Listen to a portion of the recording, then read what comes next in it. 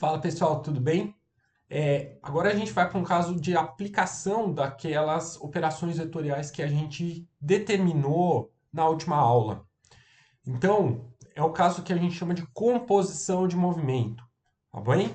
Então, vou tentar uma abordagem simplificada, que você, espero eu, né, que você consiga entender, que você consiga se convencer de como é que é essas coisas de compor movimentos, que no fundo é somar vetores, funcionam. E a gente vai fazer uma abordagem absolutamente cinemática aqui. Então vamos para o caderno lá. Então é o seguinte, vamos imaginar que você tem aqui um aviãozinho, tá? Então, vamos pegar aqui um avião, certo? Então você tem esse aviãozinho, e esse aviãozinho ele está se movimentando aqui horizontalmente para a direita. Então o que está lá escrito lá no velocímetro do avião lá, né? Que está escrito lá no ponteiro do avião. O ponteiro do avião está escrito que ele está com uma velocidade, por exemplo, de 900 quilômetros por hora. Ok? 900 quilômetros por hora. Só que nesse momento, né? Então vamos chamar essa aqui a velocidade do avião. Só que nesse momento começa a presença de um vento. Começa um vento, bater um vento bem forte aqui. E esse vento aqui, ele começa a bater e ele está apontando para cá, ó. Muito bom. Então, esse carinha aqui, ó, que eu estou desenhando, eu vou chamar de VV, que é a velocidade do vento. Então, velocidade desse vento, sei lá, é de 60 quilômetros por hora. Muito bem. Intuitivamente, pensando aí, esse vento vai ter impacto sobre o avião, né? É um vento que também está horizontal para a direita. E o que vai acontecer com ele, né? O que vai acontecer com o avião? Assim, você olhando essa cena de fora, né? Você está olhando justamente essa cena de fora. O avião está lá com a potência do motor dele, gerando uma velocidade, vamos supor, constante, 900 quilômetros por hora, certo? E de repente vem esse vento, né, de 60 quilômetros por hora. Para você que está de fora vendo essa cena, o que vai acontecer, né? Como é que vai ser essa velocidade do avião para você que está aí de fora, né? Então, esse vento vai impactar o avião. Então, vai impactar como? Esse vento vai ajudar o movimento do avião, né? Ele está a favor do movimento do avião. Então, quando eu digo para você aí, né, tipicamente o pessoal costuma falar qual é a velocidade do avião em relação ao solo. Ou seja, alguém que está vendo isso daí, enxergando isso, de um referência a repouso parado, né? Enxergando isso, um observador parado no solo. Por isso que eu estou ressaltando isso, né? Então, essa velocidade, que vamos chamar essa velocidade de velocidade resultante, né? Essa velocidade resultante, ela, no fundo, como os dois vetores estão apontando uma mesma direção e sentido, no caso aqui, você vai fazer o quê? Uma soma puramente algébrica. Então, a velocidade do avião para você que está aí observando essa cena paradinho, né? É 960 quilômetros por hora, né? Agora, você podia pensar numa situação assim, ó, né? Então, vento a favor, mas podia lá o motor do avião, potência dele, né? Então, vamos lá. Vamos copiar essa coisa aqui, né? E botar uma outra situação. Então, trazer isso aqui para cá. De novo, o avião lá com a sua potência de motor no ar, lá no ar, ele está tentando ficar a 900 km por hora, constante, fixo, beleza? Certamente é o que ele está fazendo, né? Ó, o piloto falando, ó, eu quero viajar a 900 km por hora, né? Então ele está lá em cima. Só que agora vem o vento e essa ventania é uma ventania que é dada aqui ao contrário. Então vem um vento, só que agora no sentido oposto a esse avião. Então, a velocidade do vento, agora em módulo, claro, 60 km por hora.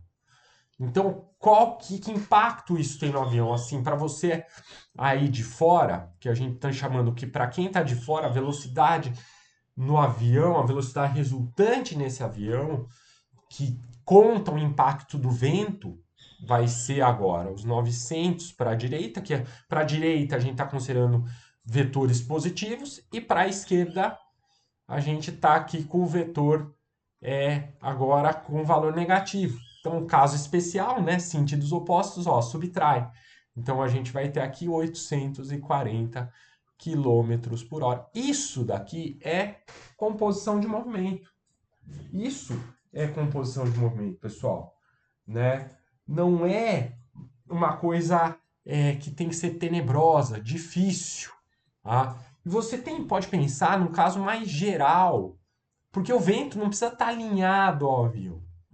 Então, você pode pensar aqui em o avião está aqui em 900 km por hora, mas de repente, o que acontece aqui, né?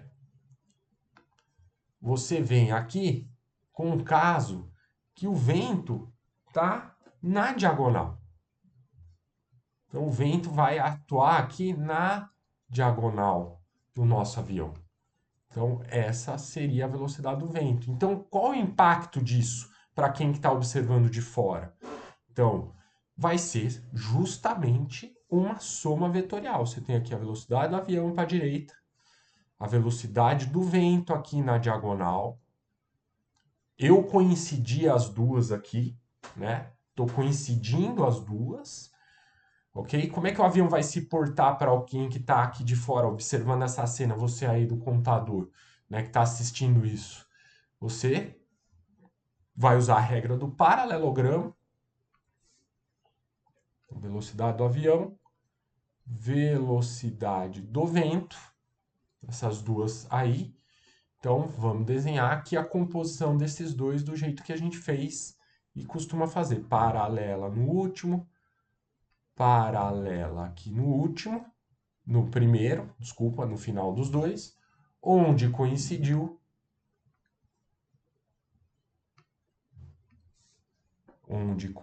se encontrou aqui a diagonal. Então, esse vai ser o vetor para quem está de fora. Esse avião vai ter esse comportamento, ele vai atingir essa trajetória aí, né? Certo? Certamente o avião, nesse caso, com um vento desse jeito, se ele não fizer nada, se ele não exatamente isso que eu vou falar, se ele não fizer absolutamente nada, ele vai ter além de ter um impacto para aqui, a gente que está assistindo aí, né, no valor da sua velocidade aqui, né, dado que você vai ter um ângulo aqui, θ, entre os dois, né, ok? Ele vai começar a seguir uma trajetória desse jeito, diagonal para quem está de fora, né? Então, se ele quiser seguir reto, ele vai ter que mudar a orientação dele, né? Ele não vai, né? Se ele não mudar a orientação original desse VA que está apontando aí para a direita, ele vai começar a andar na diagonal. A gente assistindo aí de fora é o que vai acontecer, certo? Então, no fundo, quando você está pensando em composição de movimento, você está pensando que existe uma velocidade que é resultado da velocidade que o corpo quer ter, que a gente está chamando de VA, ele quer ter, que é como o cara orienta o objeto, como a potência do motor do cara, ou a potência que o cara está gerando para gerar essa velocidade que o velocímetro vai apontar. Só que vai ter o impacto de um fator, vamos dizer, externo, certo? Que pode ser aqui, ó, que eu estou chamando do vento, por exemplo, certo? Ok? Então, isso daqui é o que a gente chama de composição de movimento. Isso aqui é absolutamente vetorial, uma soma vetorial, aquilo que o cara quer ter, que ele tem, mais o impacto de algum agente externo de fora. Isso aqui pode ser, esse VA pode ser de um barco, certo? Esse daqui, ó, esse VV aqui pode ser da correnteza da água, de como é que a água está se mexendo. Isso vai ter impacto no movimento total do barco. Isso pode ser o cara que vai nadar num rio, né? Esse VA, ele vai nadar no rio. E lembra que isso aqui pode ter orientação. O VA está aqui para a direita, horizontal para a direita, mas ele pode estar inclinado originalmente, pode estar para o outro lado, pode estar para a esquerda. A forma como ele está se posicionando em relação às águas, em relação ao ar, né? O que ele realmente quer ter vai variar, né? O quão rápido ele vai estar. E aí vai ter influência externa, vento, a água, e isso vai ter um impacto no movimento dele para alguém que está assistindo a cena de fora, por exemplo. Né? Quando ele fala em relação a uma pessoa de fora, em relação que está em repouso, em relação às margens, que é, no fundo, a composição das duas coisas, né? Do cara, daquilo que ele quer ter e do impacto de alguma outra coisa, ok? Então, esse é o primeiro ponto. Eu acho que é o primeiro ponto fundamental, acho que crucial nessa história toda. Agora, para a gente concluir essa ideia, vamos falar do que a gente chama de princípio de Galileu. Porque o tempo pode ser importante nessa história.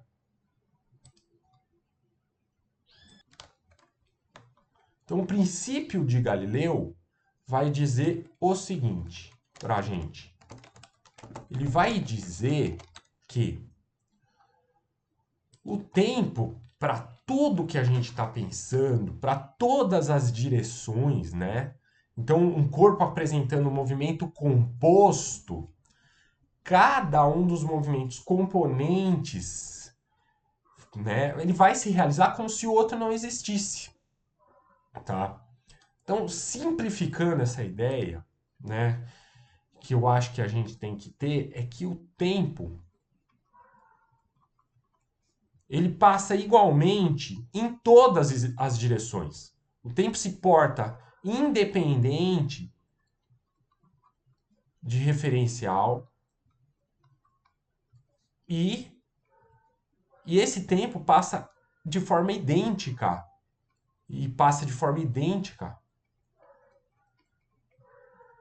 para todas as direções.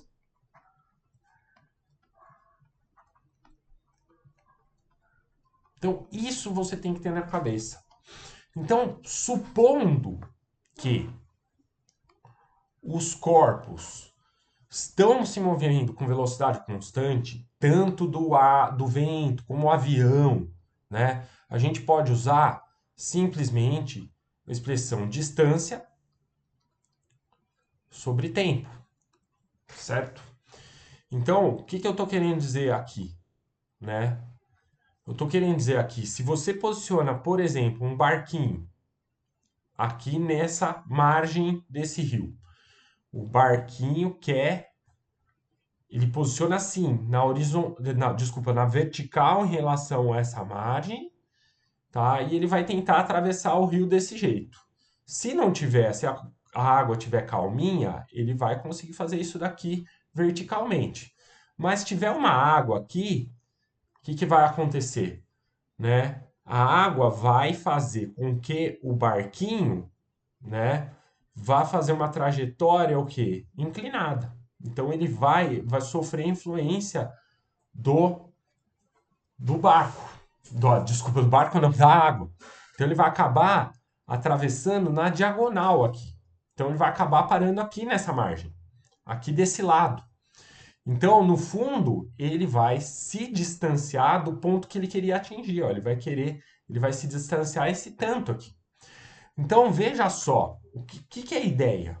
Né? A ideia fundamental é que essa distância que ele percorreu aqui, ó, em relação ao ponto que ele queria atingir A aqui, e ele acabou atingindo B, certo? Se eu souber a velocidade que ele tinha, que o motor do barco dele tinha aqui, ó, exercendo.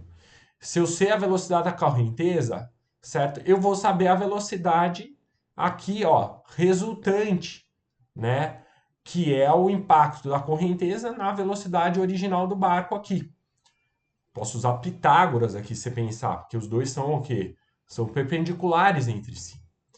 Então, nota, se eu souber o tempo necessário, o tempo que se passou do cara vir daqui para cá, esse é o mesmo tempo que o cara, né, usou para se distanciar aqui. Porque o tempo que o cara foi indo na diagonal foi exatamente o mesmo tempo que o cara se afastou do ponto A para atingir o quê? O ponto B.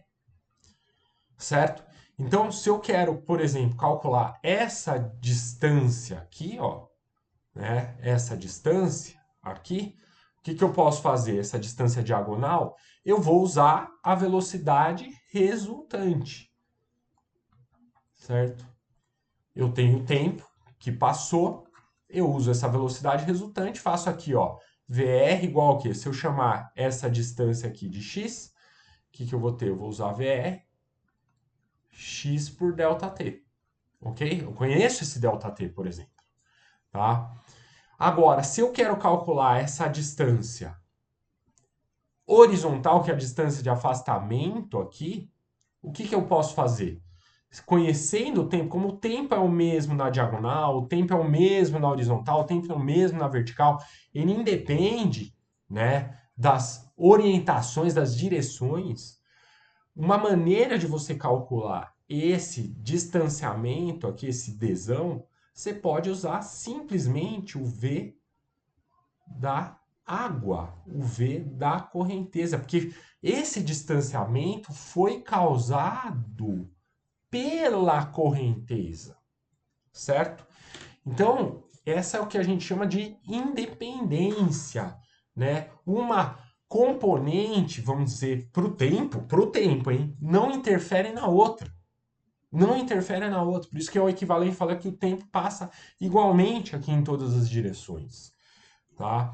Então, lembre-se que nesse princípio a gente escolhe a componente da velocidade, né, adequada a deslocamento que a gente quer. Em resumo, se o deslocamento ser horizontal, eu posso pegar a componente da velocidade horizontal.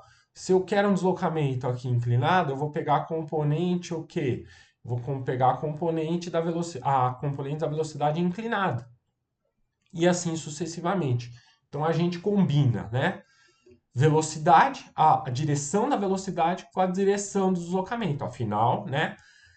Velocidade, quando eu penso em vetor, velocidade vetorial está associado ao deslocamento, que é uma grandeza vetorial. Ok? Então, essa é a ideia de composição de movimento. Tá? Eu espero que você tenha entendido. Reflete, né? Essas coisas não são imediatas, não são automáticas. Eu vou vir com outro vídeo que a gente resolve exercícios sobre isso daí, que eu espero que ajude, tá bom? Abração, a gente se vê na próxima.